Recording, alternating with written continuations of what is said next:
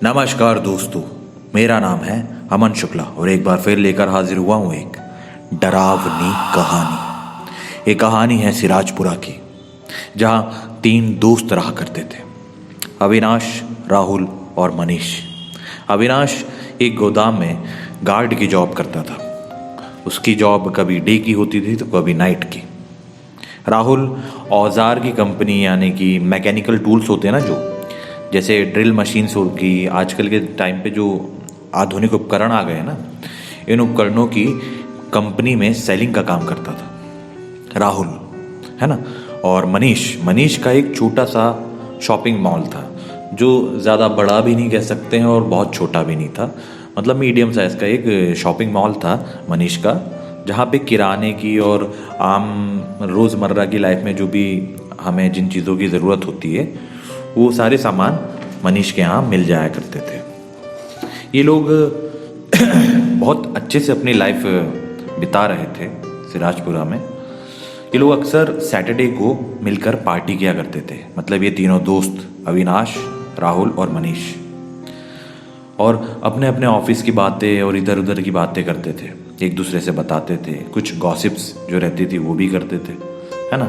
और संडे का पूरा दिन ये अपनी फैमिली को देते थे। फैमिली में इनके माँ बाप, भाई बहन, बच्चे जो भी रहते थे उनके साथ ही ये संडे के दिन, और जो भी एक्स्ट्रा काम होते थे घर के, वो सारे काम भी निपटा दिया करते थे संडे को, है ना। तो तीनों में से सिर्फ अविनाश की मैरिज हुई होती है। इन लोगों की ज़्यादा एज नहीं थी, मतलब कम उम्र में ही, मतलब ये हमारी एज के हैं, मतलब 28 से 35 साल के बीच के लोग हैं तीनों, अविनाश, राहुल और मनीष, जिनमें से सिर्फ अभी अविनाश की ही शादी हुई है, ठीक है। और इसकी एक प्यारी सी बेटी भी थी जिसका नाम था पूनम।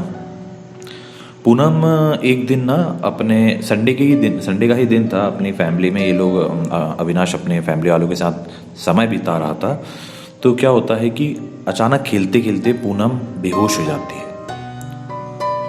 घर वाले और अविनाश सब मिलकर इसे हॉस्पिटल ले जाते हैं, और हॉस्पिटल में ले जाके जब इसका पूरा चेकअप होता है तो पता चलता है कि पूनम के हार्ट में कुछ प्रॉब्लम है। नहीं, इसके दिल में कोई छेद नहीं था, इसके हार्ट में पंपिंग का प्रॉब्लम था। मतलब अक्सर ये हार्ट पंपिंग की प्रॉब्लम जो होती है ना, अक्सर काफ़ी एजेड लोगों को होती है, मतलब बहुत 55-60 साल के जो लोग हैं ना, 55-60 साल क्रॉस कर जाते हैं, उसके बाद लोगों के दिल में इस तरीके की प्रॉब्लम कुछ देखी गई है। लेकिन पूनम, जो कि अभी केवल 4 साल की बच्ची है, उसे ये बीमारी कैसे हुई ये तो नहीं पता, लेकिन हाँ, हार्ट पंपिंग एक ऐसी प्रॉब्लम होती है जैसे कि हम कभी कुछ बहुत ज़्यादा दौड़ भाग कर लेते हैं ना, तो हमारा हार्ट कितना जल्दी, मतलब हमें हाँपने लगते हैं हम लोग, है ना।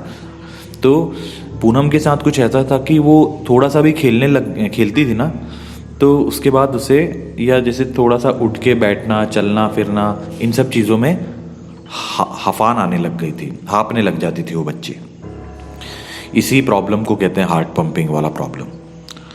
तो इसका जो इलाज होता है, डॉक्टर्स कहते हैं कि किसी सर्जरी को ना करके हम दवाइयों के थ्रू, अभी स्टार्टिंग स्टेज में रहता है, तो दवाइयों के थ्रू इसका हार्ट ठीक किया जा सकता है, ऐसा डॉक्टर्स का कहना था, जिसमें काफ़ी खर्चा लगने वाला था। और जैसा कि मैंने आपको स्टार्टिंग में बताया कि अविनाश गार्ड की जॉब करता था, और घर में जो इकलौता वही था जो मतलब जिसके ऊपर सारे घर की जिम्मेदारियां थी। तो अविनाश अपनी बेटी के इलाज में पूरी ताकत से लग जाता है। स्टार्टिंग में बहुत खर्चा आता है, लेकिन धीरे धीरे पता चलता है कि बच्ची के इलाज में ये खर्चा तब तक चलता ही रहेगा जब तक कि उसका दिल पूरी तरीके से ठीक नहीं हो जाता। अब धीरे धीरे बात लोगों से उधारी लेने में आ गई। मनीष और राहुल, जो कि इसके जो 2 दोस्त थे, काफ़ी अच्छे दोस्त थे, और ऐसा नहीं कि इन्होंने बुरे वक्त में अविनाश का साथ छोड़ दिया। इन्होंने भी बढ़ चढ़कर अपने दोस्त की जितनी हो सकती थी उतनी हेल्प करी। और अब अविनाश के ऊपर उसके दोनों फ्रेंड्स राहुल और मनीष का भी बहुत उधार चढ़ गया होता है, जिसकी वजह से अविनाश उनसे भी अब पैसे उधार लेने में काफ़ी संकोच करने लगता है। लेकिन मनीष और राहुल जब भी आते थे इससे मिलने तो इससे बाकायदा पूछते थे कि कोई ज़रूरत तो नहीं है, और कभी इससे कोई हिसाब किताब पैसे के लेन देन की कोई बातें नहीं करते थे। लेकिन अविनाश के मन में ये चलता चला जा रहा था कि यार इतनी उधारी होते जा रही है, मेरे दोस्तों का मैं पैसा वापस कैसे करूँगा, ये सब इसके दिमाग में चलते रहता है। दूसरी तरफ इसकी बेटी का इलाज भी ज़रूरी है, तो वो भी नहीं रुकना चाहिए।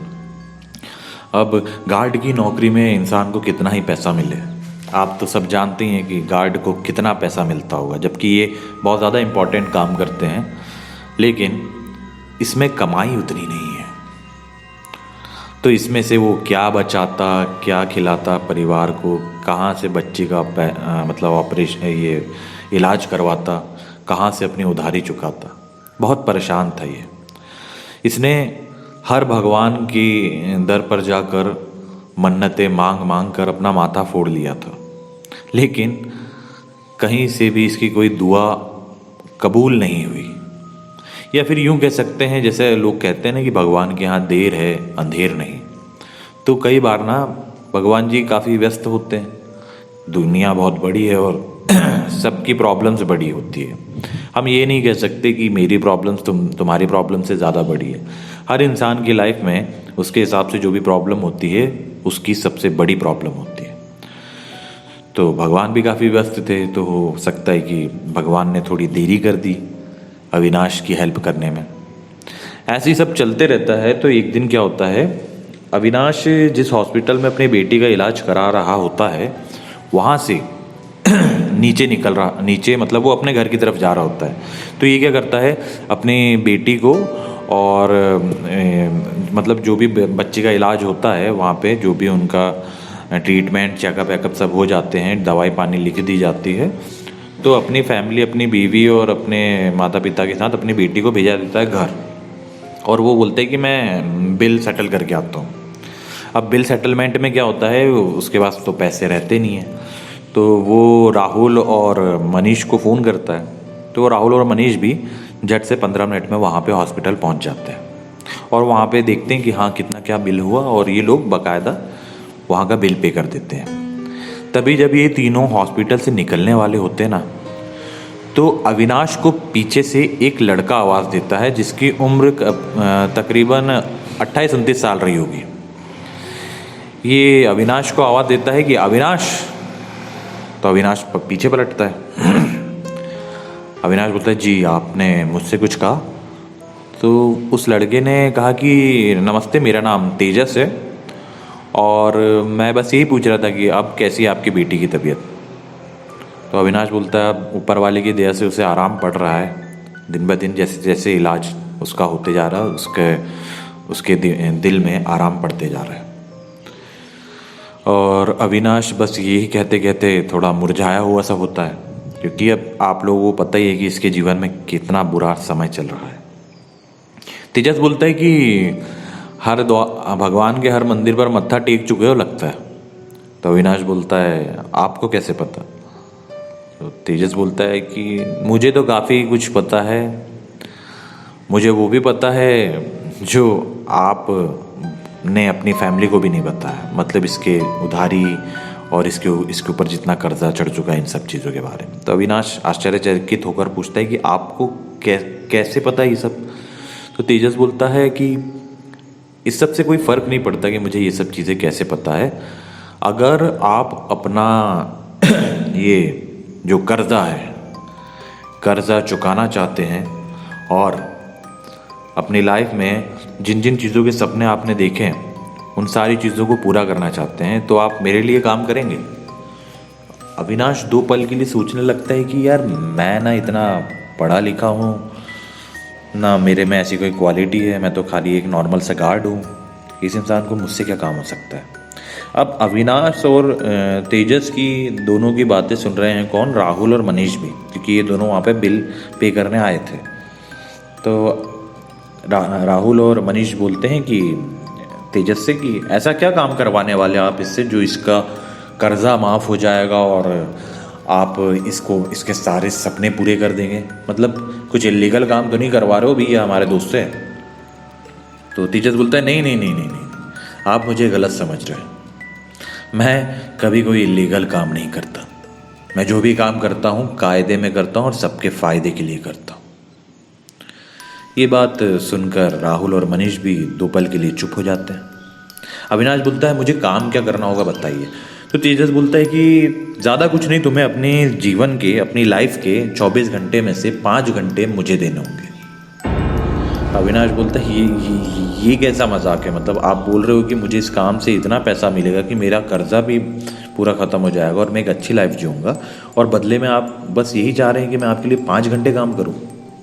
तो तेजस कहता है कि हाँ, मैं आपकी लाइफ के 5 घंटे चाहता हूँ बस। अगर आप इंटरेस्टेड हो तो ये रहा मेरा पता।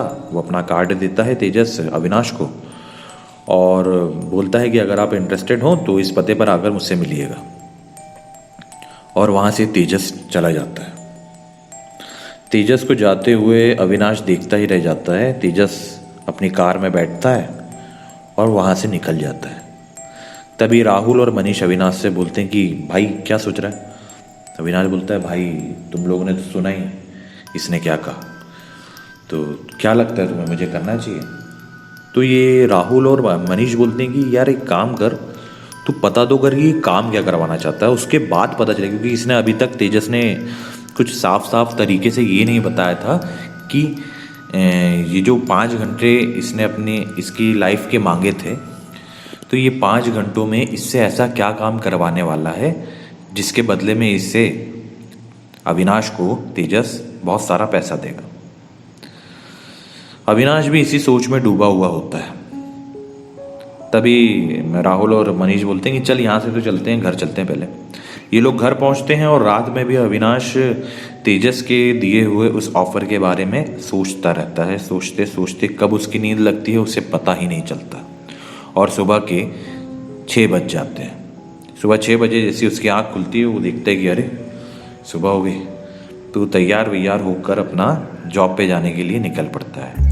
इसकी जो जॉब मैंने आपको बताई थी ना कि गार्ड की जॉब करता है, तो उस कंपनी में भी सब लोगों को पता था कि अविनाश के हालात अभी ठीक नहीं चल रहे। तो लोग अधिकतर इसकी जो शिफ्ट होती थी ना, पहले मैंने बताया था कभी डे कभी नाइट की शिफ्ट होती थी, लेकिन अब क्योंकि इसकी कंडीशंस और इसके हालातों को देखते हुए इसके ऑफिस वालों ने यही सही समझा कि तुम डे की ही जॉब करो, क्योंकि डे में तुम जॉब करोगे तो रात में तुम अपनी फैमिली में रहोगे, तो कभी अचानक कोई तुम्हारी ज़रूरत पड़ी घर पर तो तुम वहाँ पर अवेलेबल रहोगे।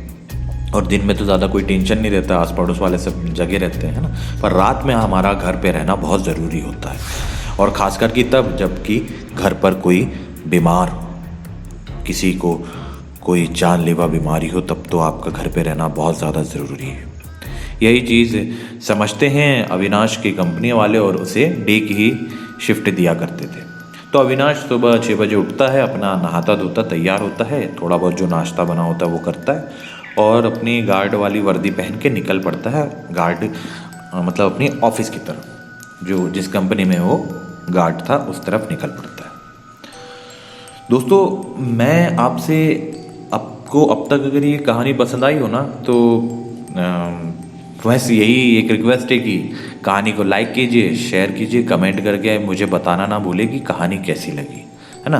और मैं ये भी कहना चाहता हूँ कि अक्सर ना मुझे ऐसा लगता है कि कहानी को ना एक पार्ट में ही कंप्लीट कर देना चाहिए, पर इस कहानी में देखिए, गाली मत दीजिए इस कहानी का मैं अभी तक की जो मैंने कहानी आपको बताई, अगर आपको पसंद आई तो आप लाइक ज़रूर करिएगा, क्योंकि इसका अगला पार्ट मैं कल आपके लिए लेकर आऊँगा। तब तक के आप सोचिए कि अविनाश को तेजस क्या ऑफर देने वाला है, मतलब क्या काम करवाने वाला है। और बने रहिए मेरे साथ। मैं हूँ आपका दोस्त अमन शुक्ला और लाता रहता हूँ डरावनी कहानियाँ। धन्यवाद।